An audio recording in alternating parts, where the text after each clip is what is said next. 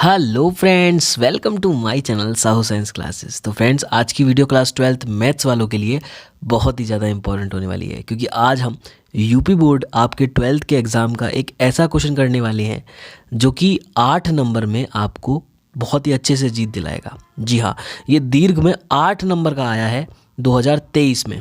किसमें? 2023 में ये 8 नंबर का आया है। इसी पैटर्न पे, बिल्कुल सेम पैटर्न पे क्वेश्चन आते हैं और ये भी आ सकता है 2024 में। तो 2023 में आया, पहले मैं आपको ज़रा प्रूफ दिखा दूँ, अगर यकीन ना हो तो ज़रा देख लेते हैं। हम देख लेते हैं इसमें। देखिए, निम्नलिखित व्यवरोधों के अंतर्गत दिस का अधिकतमीकरण कीजिए, और 2023 में आ चुका है आपके सामने, और ये आपको दे रखा है इतना। ठीक है, अब ये 8 नंबर में आया है। ठीक है, अब जब 8 नंबर में आया है तो एक्चुअली इसमें करना क्या है? ठीक है, तो ये क्या है, क्यों है, इससे समझने से बढ़िया आपको किस पे ध्यान देना है कि इसमें करना क्या है एक्चुअली में। तो मैं आपको स्टेप वाइज समझाऊंगा, इसको ध्यान से समझिएगा, और वीडियो अच्छी लगे तो वीडियो को फ्रेंड्स के साथ शेयर जरूर करिएगा, लाइक करिएगा अगर अच्छी लगे तो आइए शुरू करते हैं। एंड तक देखिएगा, स्टेप वाइज जो मैं समझाता जाऊँ उन स्टेप्स को नोट करिएगा एक कॉपी पे और समझते जाइएगा। तो देखिए, एक्चुअली में इसमें करना क्या है, आपको ग्राफ बनाना है। इसमें क्या बनाना है? ग्राफ। और आपको इस जेड का अधिकतम मान निकालना है। अधिकतमीकरण मतलब अधिकतम मान। अब कैसे निकालना है? तो देखिए, सबसे पहला स्टेप आपको क्या करना है, हम स्टार्ट करते हैं यहाँ से उत्तर।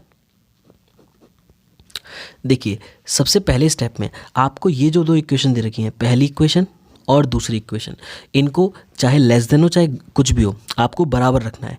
यानी कि x + y बराबर हो गया 1, और दूसरा हो गया -x + y बराबर हो गया 0 के। पहला काम इतना कर दिया हमने। अब इनको मान लो फर्स्ट इक्वेशन और सेकंड इक्वेशन। अब हमें क्या रखने हैं? अब हमें x के ऐसे मान रखने हैं। अब देखो, इनको भी मान लो एक बार को, है ना, इनको भी मान लो। तो x बराबर आपने मान लिया 0, और y बराबर भी क्या हो गया 0। अब यहाँ पर हमें x y के पॉइंट्स निकालने होते हैं। क्या निकालने होते हैं? पॉइंट्स। पहला स्टेप यहाँ पर लिख देता हूँ मैं। पहला स्टेप क्या करा हमने? बराबर कर दिया। अब सेकंड स्टेप में क्या करेंगे हम? सेकंड स्टेप में बिंदु निकालेंगे। क्या निकालेंगे? सेकंड स्टेप में बिंदु निकालेंगे, ऐसे x, y के बिंदु। कैसे निकालेंगे? देखो, सबसे पहले ध्यान से, सबसे पहले में क्या करेंगे, सबसे पहले आप सारणी बनाओगे छोटी सी। ठीक है, आप छोटी सी क्या बनाओगे? सारणी बनाओगे ऐसे। देखो, ये आपने बना लिया। अब यहाँ पर लिखा आपने x और यहाँ पर लिखा y। इसके बाद में क्या करोगे?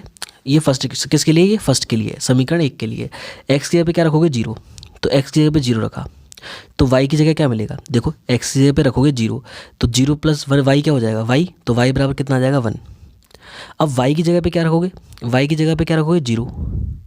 y की जगह पे क्या रख दे? 0। तो x बराबर क्या मिल जाएगा? 1। तो ऐसे करके ये पॉइंट्स मिल गए। अब इसके बिंदु क्या हो गए? तो देखो ध्यान से, इसके बिंदु हो गए, सबसे पहला 0,1, 0,1 ये हो गया, और दूसरा बिंदु हो गया इसका 1,0, 1,0। समझ में आ गई मेरी बात? ये पहले समीकरण के लिए हो गया। अब आते हैं दूसरे समीकरण के लिए। तो देखो, दूसरा समीकरण क्या है? -x + y बराबर 0। तो देखो, दोनों बराबर 0 हैं। तो जब यहाँ पर हम सारणी बनाएंगे छोटी सी, देखिएगा ध्यान से, बहुत ईजी है, x और y। तो सबसे पहले क्या रखेंगे हम? 0 रखेंगे। तो x की जगह पे 0 रखेंगे, तो ये 0 हो गया, और y बराबर क्या हो जाएगा? 0।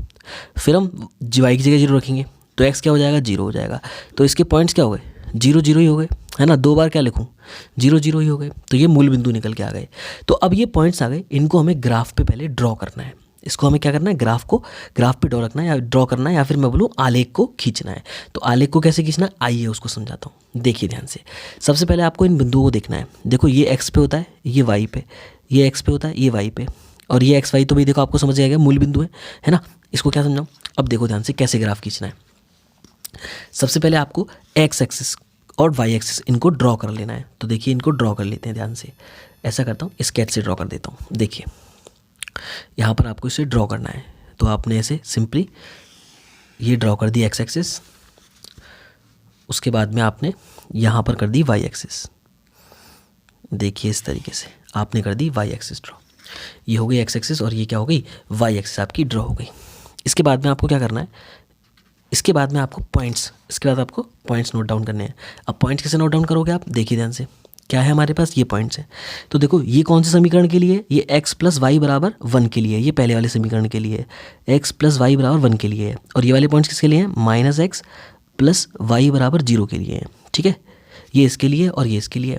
तो देखो, सबसे पहले समीकरण के लिए क्या है? 0,1। तो सबसे पहले देखो, 0,1 तो 0 किस पे होगा और 1 किस पे होगा। अब देखो यहाँ पर सिर्फ 0 1 और 1 0 है, तो हम 1 को ऐसा बड़ा सा मानेंगे। क्या मानेंगे? बड़ा सा। देखो इस वाले से मान लो, इधर से दोनों को बराबर मानना है। तो देखो यहाँ पर मैंने मान लिया 1, ये हो गया 1, है ना, और इधर भी सेम मानना पड़ेगा फिर।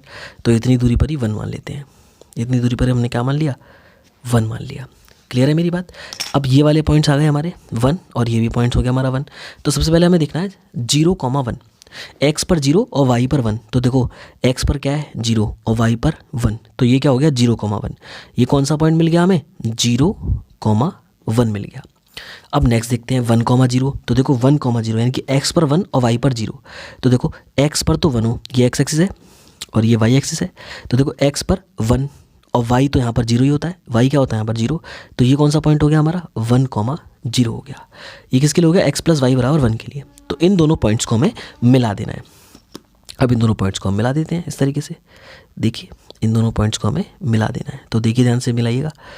अब इन दोनों पॉइंट्स को हमने ऐसे करके मिला दिया। क्लियर हो गई मेरी बात? ओके, देखो आलेख बनेगा बहुत अच्छा। देखो मैं इसको इधर लिख देता हूँ पॉइंट्स को 1,0, ठीक है। अब देखिए ध्यान से, ये मिला दिया हमने। अब दूसरे पे आते हैं 0,0, 0,0। भाई ये इस वाली इक्वेशन के हैं, तो 0,0 का मतलब क्या हो गया? मूल बिंदु से आ रही है इसका मतलब, तो इसको मूल बिंदु से भेज देंगे। तो देखिए ये है 0,0 आपका, 0,0। अब आप मूल बिंदु से भेज दो इसे, तो ये मूल बिंदु से हमने रेखा भेज दी, ठीक है।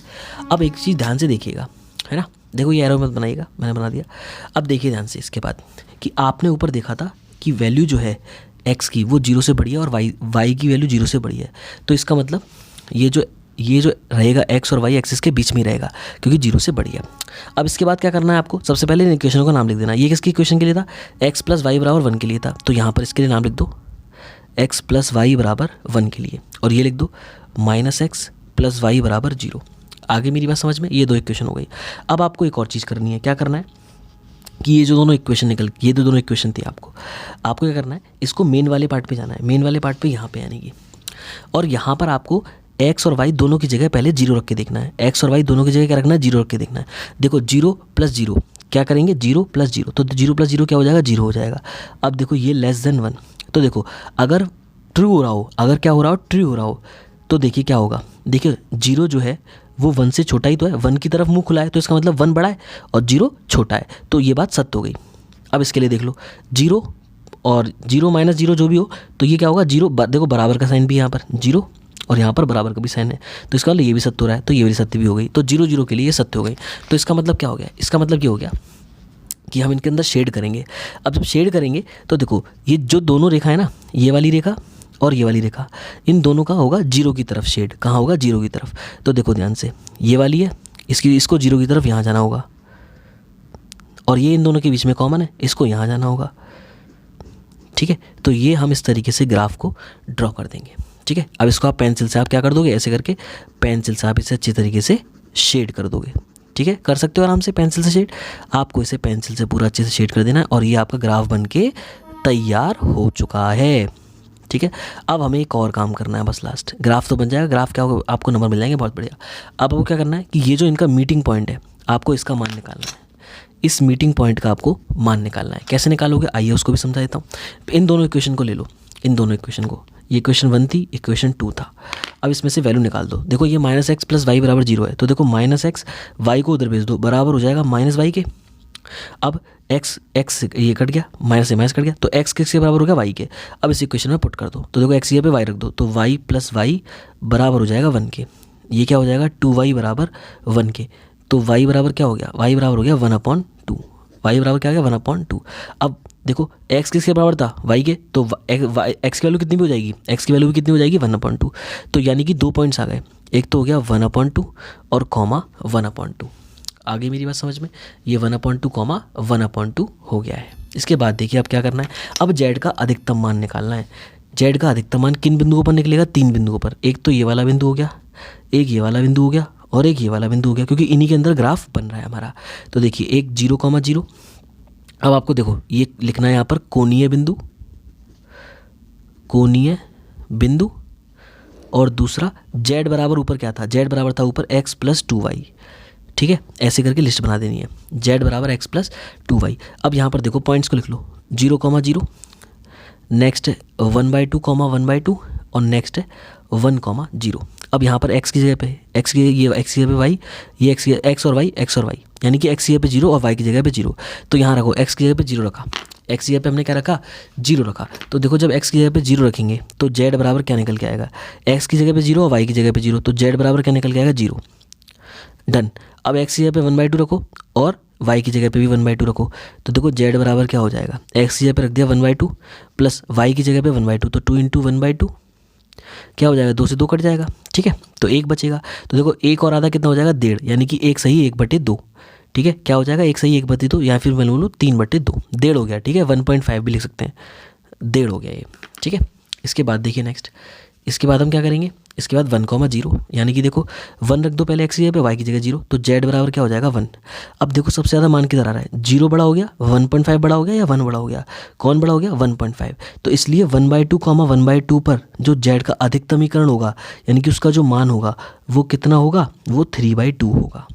और यही आपके 8 नंबर पूरे पक्के कराएगा। बस आपको ये करना था।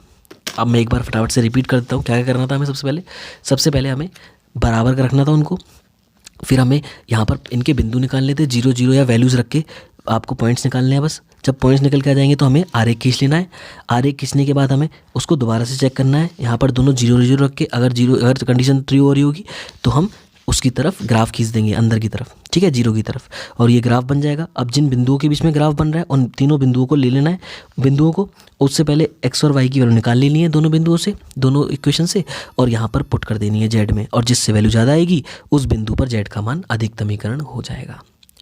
तो देखा आपने कितना आसान है ये।